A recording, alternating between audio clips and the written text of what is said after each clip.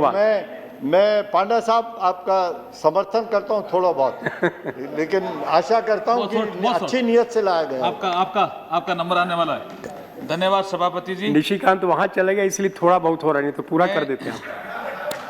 मैं बहुत शॉर्ट में ही मेघवाल जी, एकदम शॉर्ट में इस बिल के समर्थन में खड़ा हूं जो विजयंत पांडा साहब ने पेश किया है।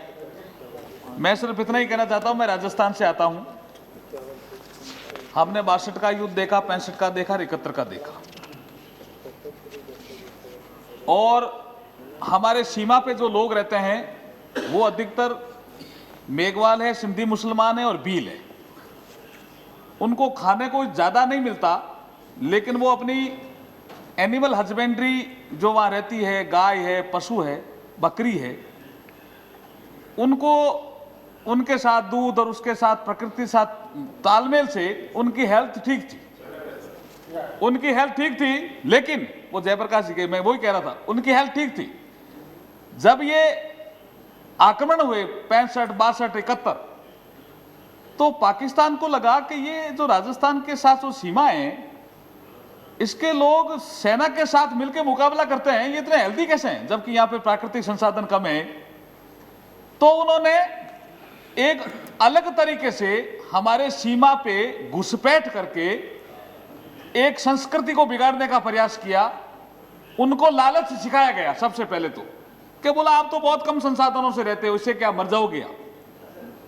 तो अफीम की चोरी, कपड़े की तस्करी और जाली नोट की तस्करी ये सिखाई गई।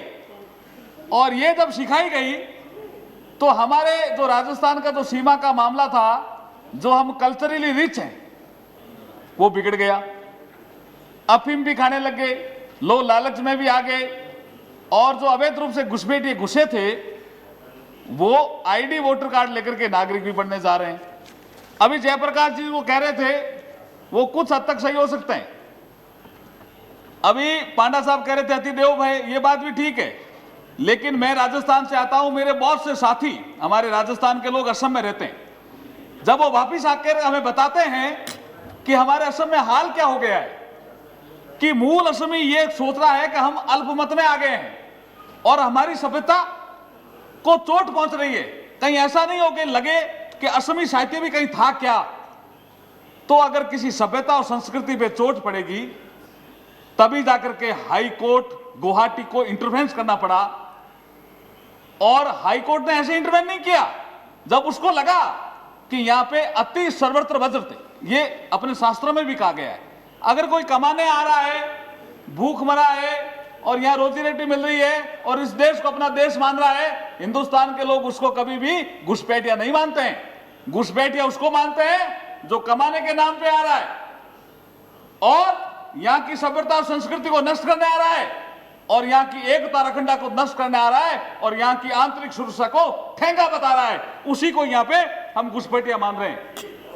इसलिए हम जो विजेंद्र पांडा साहब ने जो बिल पेश किया है उसका समर्थन करते हैं, और आपने मुझे बोलने की इजाजत दी, उसके लिए बहुत बहुत धन्यवाद। मीनिया साहब। Thank you, Mr. Chairman. I rise to participate in the discussion and consideration of the